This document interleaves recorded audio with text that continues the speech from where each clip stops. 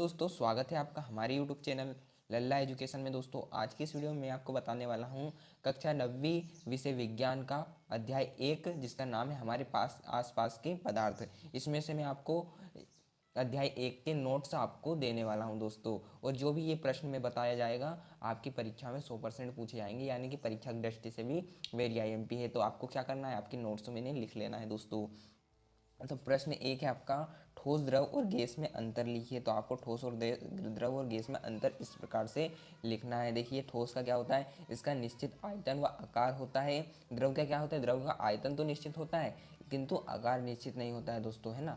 और इसका तीसरा गैस का क्या, गैस का आयतन और आकार दोनों निश्चित नहीं होते, क्योंकि गैस का आकार भी नहीं होता है और आकार भी आयतन भी निश्चित नहीं होता है। फिर दूसरा है, ठोसों को दबाया नहीं जा सकता। और इस पर दूसरा इसका, द्रव उच्च तल से निम्न तल की ओर बढ़ते हैं दोस्तों, उच्च तल से निम्न तल की ओर बढ़ते हैं।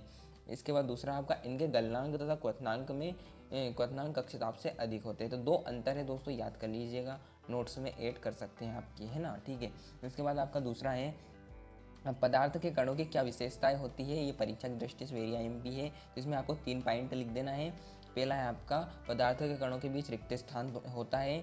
और दूसरा है, ये कण निरंतर गतिशील होते हैं। तीसरा है, ये कण एक दूसरे को आकर्षित करते हैं। तो 3 गुण आपको इसमें लिख देना विशेषताओं में, है ना, विशेषता आपको बतानी थी। इसके बाद आपका है, सीन है, स्विमिंग पूल में गोताखोर पानी काट पाता है, इससे पदार्थ का कौन सा गुण प्रेक्षित होता है। तो उत्तर यहाँ से भैया आपका, स्विमिंग पूल में पानी द्रव अवस्था में होता है। पानी को काट पाने से पदार्थ का ये गुण प्रेक्षित होता है कि द्रवों के कणों के बीच लगने वाला बल कम होता है अतः पानी के कण आसानी से अलग हो जाते हैं। मतलब जो भी ये स्विमिंग पूल में कोई गोताखोर यानी तैरने वाले होते हैं, उन्हें पानी में कम फोर्स लगाना पड़ता है जिससे वे काट लेते हैं, बल लगाना पड़ता है जिससे वे आगे की ओर बढ़ जाते हैं। इसके बाद आपका चौथा है भैया, चौथा है आपका, गर्म शुष्क दिन में कूलर अधिक ठंडा क्यों करता है। जो गर्मी के दिन होते हैं या ठंडाई के दिन होते हैं, उनमें कूलर अधिक ठंडा क्यों चलता है, क्यों हवा देता है हमें ठंडी हवा। तो इसका उत्तर यहाँ से देखने वाले हैं अपन। गर्म शुष्क दिनों में वायुमंडल में गर्मी के कारण वाष्पीकरण की दर बढ़ जाती है, क्योंकि गर्मी के कारण वाष्पीकरण मतलब जल उड़ने लगता है, नदी तालाबों में से जल उड़ने लगता है दोस्तों। जब कूलर चलता है तो उसका पानी वाष्पित होने के कारण आवश्यक ऊष्मीय ऊर्जा अपने वातावरण से ले लेता है तथा तेजी से वाष्पित होता है, अतः कूलर अधिक ठंडा हवा करता है, यानी कि अधिक रूम को, आपके कमरे को ठंडा करता है दोस्तों। इसका आंसर ये हो जाता है। इसके बाद वेरी इंटरेस्टिंग क्वेश्चन है, प्रश्न क्रमांक 5, गर्मियों में घड़े का जल ठंडा क्यों होता है। इसका आपका राइट आंसर है आपका, गर्मियों में वायुमंडल में जल वाष्प कम होती है, ठीक है, वायुमंडल में जल वाष्प की कमी होती है।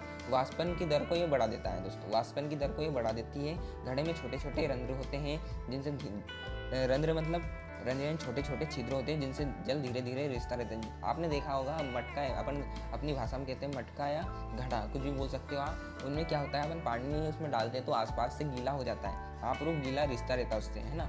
तो जो वाष्पन के लिए उष्मा जल से वायुमंडल से ले लेता है, जिससे घड़े के आसपास का वातावरण ठंडा हो जाता है, जिससे घड़े का जल ठंडा हो जाता है, ठीक है। ये आपका उत्तर हो जाता है। वेरी सिंपल भाषा में ये उत्तर लिखाया गया है, आपको इसे याद कर लेना है, ठीक है, आपके नोट्स में आपको इसे लिख लेना है। इसके बाद आपका है छठा, प्रश्न क्रमांक 6, एसीटोन पेट्रोल या इत्र डालने पर हमारी हथेली ठंडी क्यों हो जाती है।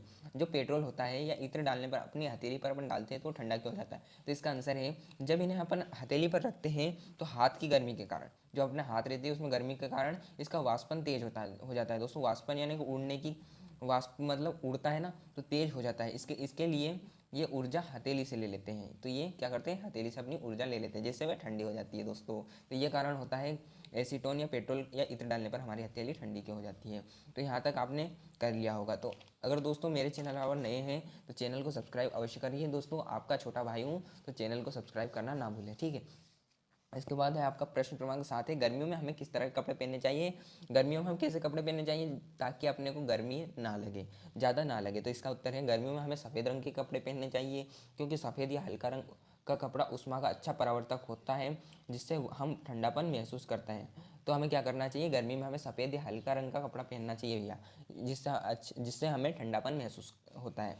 इसके बाद आपका प्रश्न क्रमांक 8 है, ऊर्ध्वपातन क्रिया क्या है। वेरी IMP क्वेश्चन है दोस्तों। उत्तर है आपका, किसी पदार्थ को ठोस से सीधे वाष्प में बदलने की क्रिया क्रिया ऊर्ध्वपातन कहलाती है। किसी पदार्थ को ठोस से सीधे वाष्प मतलब पिघलाना, एक हिसाब से आप समझ सकते हैं। किसी चीज़ को अपन, जैसे किसी पेन को आपने जलाया तो वो पिघल जाएगी, इतनी पिघलाई जाएगी कि उसे वो वाष्प में उड़ने लगेगी। तो इसी क्रिया को क्या कहते हैं, ऊर्ध्वपातन कहते हैं। इसके बाद 9वां प्रश्न आपका देख लीजिएगा, गलनांक को परिभाषित कीजिए। गलनांक क्या होता है, जिस न्यूनतम तापमान पर ठोस पिघलकर द्रव बन जाता है उसमें उसका गलनांक कहलाता है। कोई ठोस पदार्थ होता है, उसे इतना गर्म किया जाता है कि वो द्रव बन जाता है ना, तो वे उसका गलनांक कहलाता है। द्रव यानी जल की अवस्था का हो जाता है, जल जैसा गिलपिला ऐसा हो जाता है। इसके बाद आगे देख लीजिए, क्वथनांक को परिभाषित कीजिए। क्वथनांक क्या होता है, वायुमंडलीय दाब पर वह तापमान जिस पर द्रव उबलने लगता है उसे क्वथनांक कहते हैं। तो वह तापमान जिस पर द्रव उबलने लगता है, तो आपका देखिए, आप जल जल हो गया, जल को अपन कितने कितने डिग्री सेल्सियस पे वो उबलने लगता है, 100 डिग्री सेल्सियस में वो उबलने लगता है, उसे उसका क्वथनांक कहते हैं। इसके बाद आपका कुछ इसके प्रश्न पूछे जाते हैं परीक्षा में, वेरी आईएमपी देख लीजिएगा आप। निम्नलिखित तापमानों को सेल्सियस इकाई में परिवर्तित करें। तो पहला है आपका 300 केल्विन, इसे आपको सेल्सियस इकाई में परिवर्तित करना है। तो सेल्सियस इकाई का सूत्र क्या होता है, सेल्सियस तापक्रम पर तापमान के माइनस 273, जो के का मान है आपको के स्थान पर रख देना है। तो 300 में से अपने क्या माइनस करना है, 273 कर देना है। तो क्या आंसर आएगा आपका, 27 डिग्री सेल्सियस। ठीक है, तो ये आपका 27 डिग्री सेल्सियस हो जाता है दोस्तों। इसके बाद अपन आगे देख लीजिएगा, बी है इसका 573 केल्विन सेल्सियस तापमान पर तापमान। तो आपको 573 केल्विन को सेल्सियस में बदलना है। तो क्या करेंगे अपन, के माइनस 273 इसका सूत्र है दोस्तों, इसे आपको याद कर लेना है, मेरी राय में याद कर लीजिएगा दोस्तों। तो आपको के स्थान पर क्या रख देना है, 573 रख देना है, माइनस 273 कर देना है। तो क्या आ जाएगा आपका आंसर, 300 डिग्री सेल्सियस आंसर हो जाएगा दोस्तों। ठीक है, इसके बाद उसी प्रकार से एक और प्रश्न है आपका, प्रश्न नंबर 12, निम्नलिखित तापमानों को केल्विन इकाई में परिवर्तित कीजिए। अभी अपने इकाई में किया था, सेल्सियस था तो केल्विन में बदला था, अब आपको केल्विन से सेल्सियस में बदलना है दोस्तों। ठीक है, तो आपको पहला है आपको 25 डिग्री सेल्सियस, केल्विन तापमान इसका सूत्र होता है के प्लस 273। उसमें क्या था, के माइनस 273, माइनस का फर्क है दोस्तों। इसमें आपको क्या करना है, के का मान क्या दिया था आपने, के का मान जो भी दिया रहता है यहाँ पर दिया रहता है, देख लीजिए। तो 25 आपको यहाँ पर लगा देना है, 25 प्लस 273 क्या आ जाएगा आपका, 298 डिग्री केल्विन। के का निशान जरूर लगाइएगा। इसके बाद आपका आ जाता है भैया बी वाला, 373 डिग्री सेल्सियस, केल्विन तापक्रम पर तापमान। तो के प्लस 273 और के का मान क्या है, 373 आपको लगा देना। यहाँ पर आप सी कर लीजिएगा, देखिए सी कर लीजिएगा यहाँ पर, है ना, सी कर लीजिएगा। सूत्र में सी प्लस 273, तो सी का मान आपको रख देना है। तो 646 डिग्री केल्विन आपका आ जाएगा दोस्तों। तो दोस्तों यहाँ तक आपके अध्याय 1 हमारे आसपास के पदार्थ के नोट्स आपके तैयार कर लेने हैं दोस्तों। इन्हीं में से आपसे परीक्षा में 100% पूछा जाएगा। तो दोस्तों अगर आपने हमारे चैनल को सब्सक्राइब नहीं किया है तो सब्सक्राइब कर लीजिएगा, सब्सक्राइब के कोई पैसे नहीं लगते। तो मिलते हैं एक और नई वीडियो में, जब तक के लिए धन्यवाद। जय हिंद, वंदे मातरम।